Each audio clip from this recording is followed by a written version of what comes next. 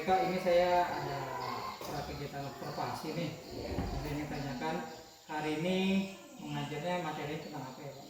Saya nanti untuk materinya itu tentang bahasa Indonesia, yaitu materinya tadi pelajarannya bahasa Indonesia, materinya tentang cerita non fiksi. Non fiksi.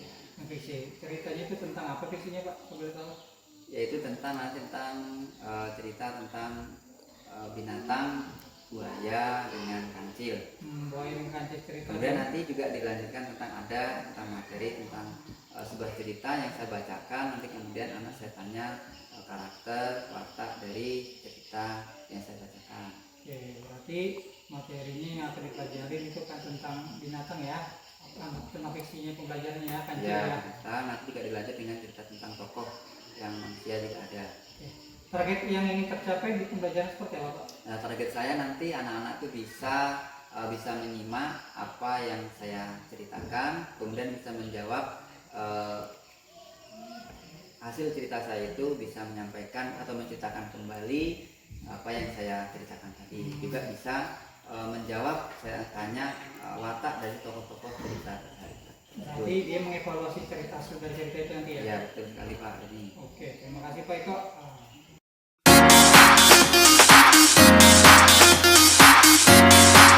Assalamualaikum warahmatullahi wabarakatuh.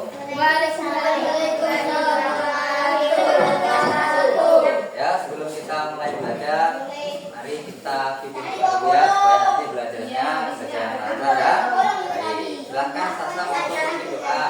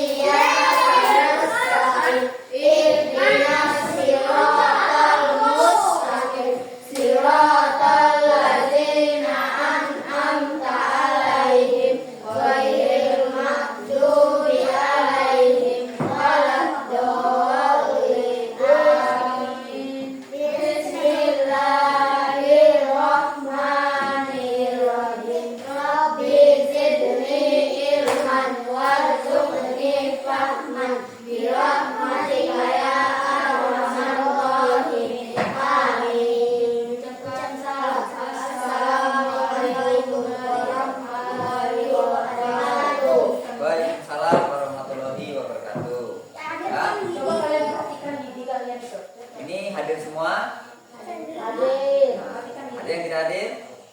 Ada ya, Hafid ya, Hafid ya tidak hadir ya. Jadi mudah-mudahan nanti di pertemuan berikutnya Hafid bisa ikut pelajaran lagi.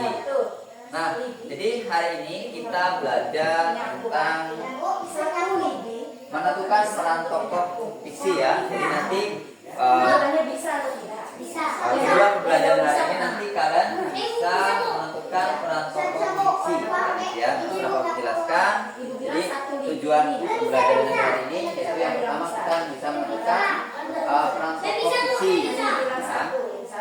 Kemudian kalian bisa tahu tentang sifat dan karakter tokoh ya.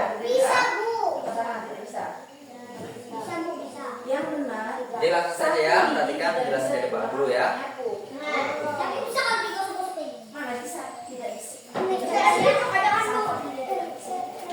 Nah, dalam tokoh fiksi itu adalah imajinasi ya. Jadi fiksi itu apa? Nah, kita harus tahu bahwa fiksi ini adalah imajinasi seseorang membuat sebuah cerita ya. Itu bisa tokohnya berupa tumbuhan, hewan, juga bisa manusia tokoh-tokohnya ya. Nah, setelah dari cerita itu kita bisa ambil dari biasanya setiap cerita ya, contoh Pak Guru kita pernah dengar tokoh kancil ya. Nah, pernah dengar kancil itu apa karakternya? Cerdas, apa?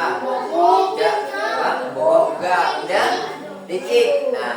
Nah itu kalau kita lihat dari binatang, itu di kehidupan nyata tuh ada di manusia. Jadi sebenarnya itu kritikan, bahkan pulpen menari-nari di atas Kalau 100 baru kita bisa. Meja, kira-kira bisa nggak Sobat menari atas meja? Nah, apa tadi? Kancil bisa nggak cerita? Ngomong, enggak. Tapi kan ada Sobat cerita, bisa dipilihkan, bisa film kartunya. Atau kancil, tadi kalian bisa menjawab kancil itu cerdas, cerdik, ya kan? Terus apa? Berbohong. Ini Pak Bin cerita sedikit ya. Kita lanjut. Ada cerita kancil, ya. Itu kalau kancil digerakkan semua hewan itu pernah dibohongin semua. Nah, yang pertama manusianya Pak Tani, dia menghitung ya, kena jerat.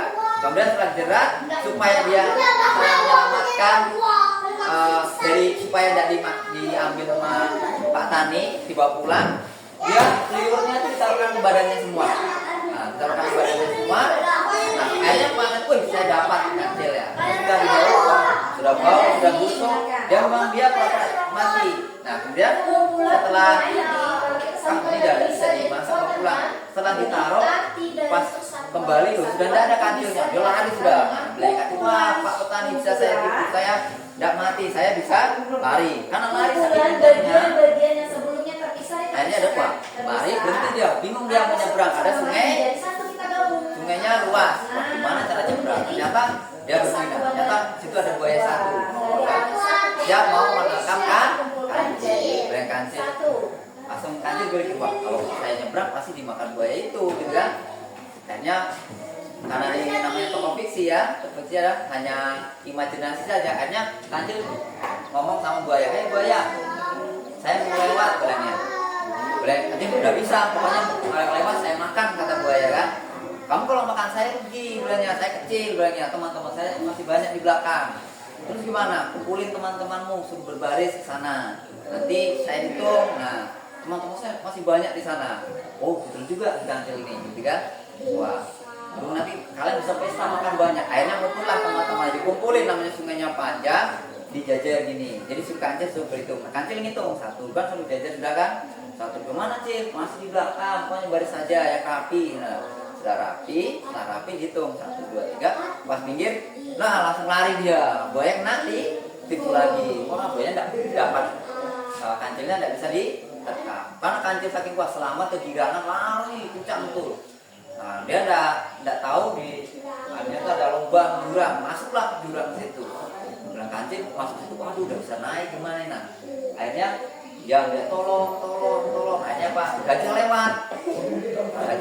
Tuh, Cil, ngapain kamu dibawa belakang situ? Nah, dia namanya kancil tadi kan tokonya dia licik, cerdas, juga bisa bohongin. Hai gajah, kamu lihatlah awan itu lihat bergerak-gerak.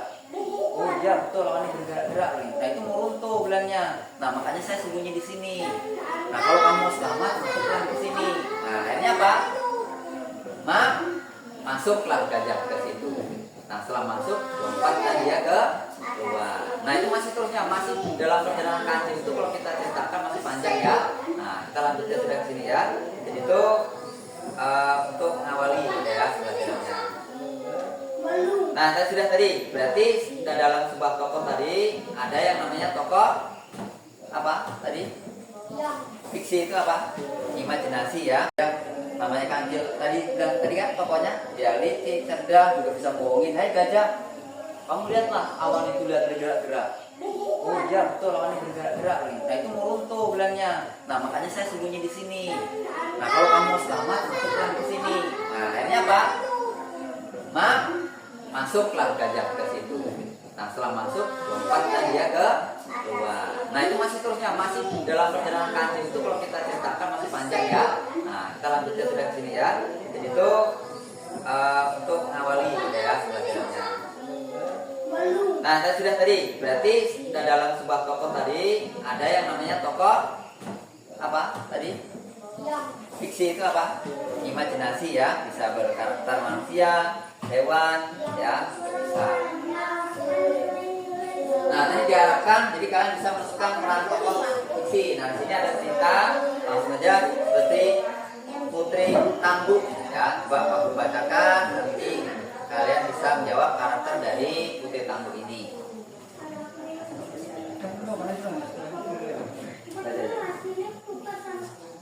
Jadi Pak bacakan ya, simak baik-baik, nanti Pak Guru akan bertanya berdasarkan cerita yang Pak Guru bacakan, ya.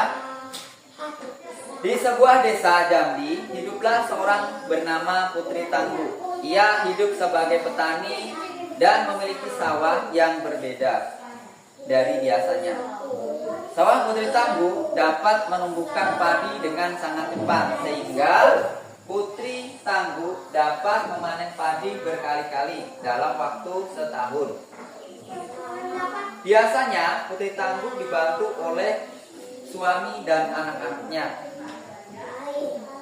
saat menggarap sawah dan memanen padi. Suatu hari, Putri Tangguh mengajak seluruh anaknya untuk ikut memanen padi sawahnya. Bu, padi ini banyak sekali ya, pungkas anaknya. Setelah gerobak-gerobak terisi penuh, Putri Tangguh dan keluarganya bergegas pulang. Hujan rintik pun mulai turun dan membasahi sawah. Saat jalan pulang, Putri Tangguh pun terpleset dan merasa kesal. Aduh, licin sekali jalan ini. Kalau Putri Tangguh, kemudian Putri Tangguh menebar beras-beras itu yang dipanen hasilnya dibuang-buang ya, biar supaya jalan tidak licin. Maksud dan tujuannya itu. Nah, kemudian Anda bertanya, Bu, kenapa kita buang beras ke jalan yang kita lewati ini, Bu? Tanya anaknya ya. Nah, ibunya menjawab, ini supaya jalanan tidak becek. Nah, jawab Putri Tangguh. Ia pun kemudian tadi menebar beras-beras tadi. Jadi sesampainya di rumah, Putri Tangguh pun istirahat dan tertidur. Lalu ia bermimpi bertemu dengan sebuah kakek. Jadi ternyata dalam mimpinya itu sebutir beras itu berubah menjadi seorang kakek dalam mimpinya ya. Nah, akhirnya kakek itu bertanya,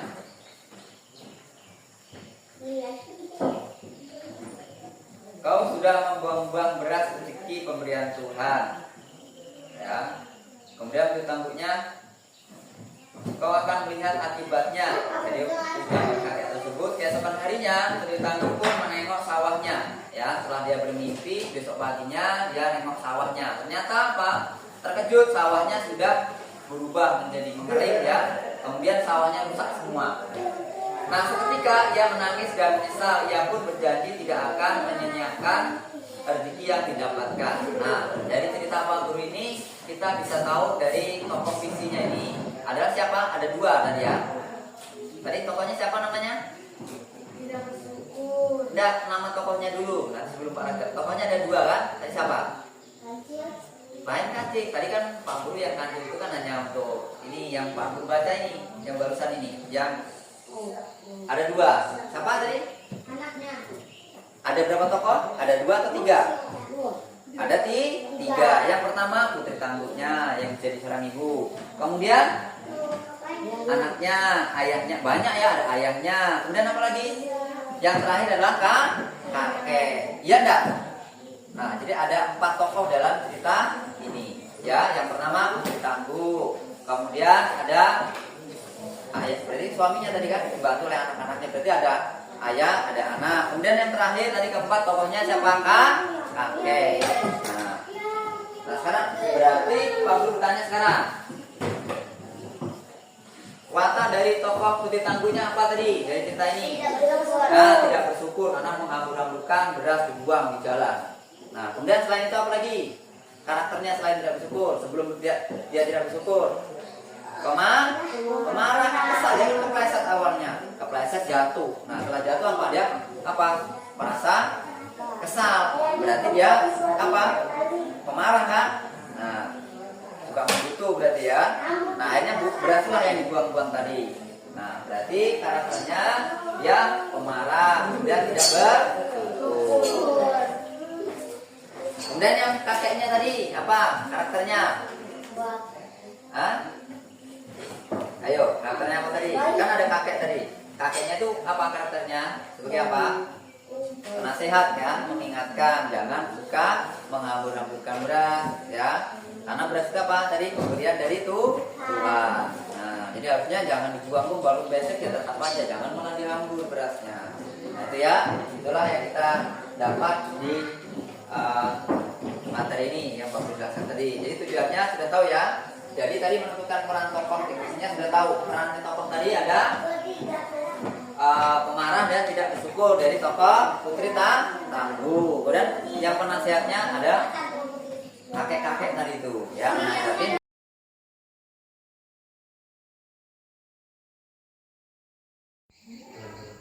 Selamat pagi Pak Eko, selamat pagi Pak Dedi. Oke, hari ini saya ada pasca observasi kegiatan observasi. Oke, yang ingin saya tanyakan nih Pak Eko, gimana kabarnya Pak Eko? Alhamdulillah baik Pak Den. Baik, alhamdulillah. Oke, ini ada yang ingin saya tanyakan. Menurut Pak Eko, sudah tercapai apa target pembelajaran hari ini? Kalau tercapai sebelumnya belum Pak Den, tapi secara keseluruhan sudah, cuman masih ada kekurangannya ya. Yang pertama masih ada yang siswa itu yang saya ceritakan tuh masih ada yang tengok-tengok, jadi kurang fokus dalam Pembelajaran. Oke, berarti kurang fokus mereka Pak ya dalam pembelajaran, karena itu biasa dikarenakan apa biasa?